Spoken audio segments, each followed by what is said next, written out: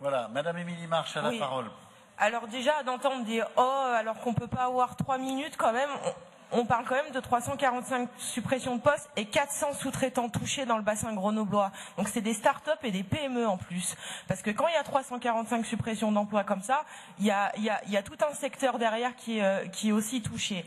Et d'une part, moi, le fait que vous n'ayez pas réussi à intégrer General Electric, le fait qu'on ait des incantations sur de la récupération politique, le fait que pour ça, je pensais qu'on pouvait dépasser quand même nos idées comme sur les contrats aidés, à se dire qu'on est ensemble pour sauver nos emplois. Moi, je me pose quelques questions. Parce que quand même, il y a des syndicats qui ont interpellé le président de la région et il y a eu des lettres qui ont été que l'emploi du temps du président du conseil de la région ne permet pas de répondre à ses salariés, ce que je trouve quand même assez caustique. Mais je me pose des questions depuis que j'ai vu lundi sur LCP le documentaire Guerre fantôme qui retrace la fusion entre General Electric et Alstom.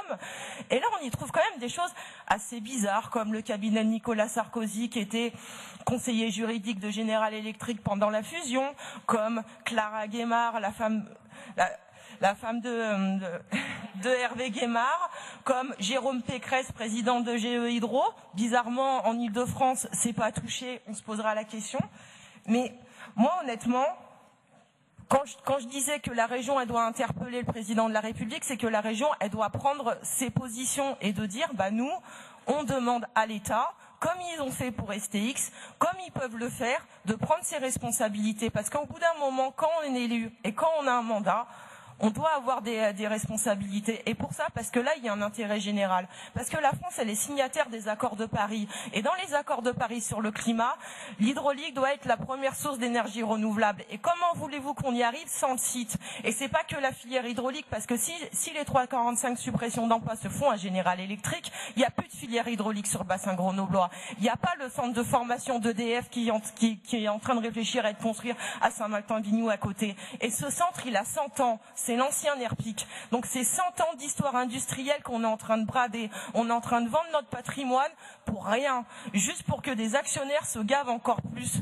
Cette indépendance énergétique, elle a été construite depuis des années, depuis les politiques quand même du général de Gaulle. Alors je suis pas une gaulliste, mais je le reconnais au moins ça. Et là on va brader sans rien dire, et la seule réponse de la majorité, c'est que on soutient la filière hydraulique sans mentionner le truc, et qu'on accuse une élue de faire de la récupération politique. Franchement, c'est vraiment pas digne.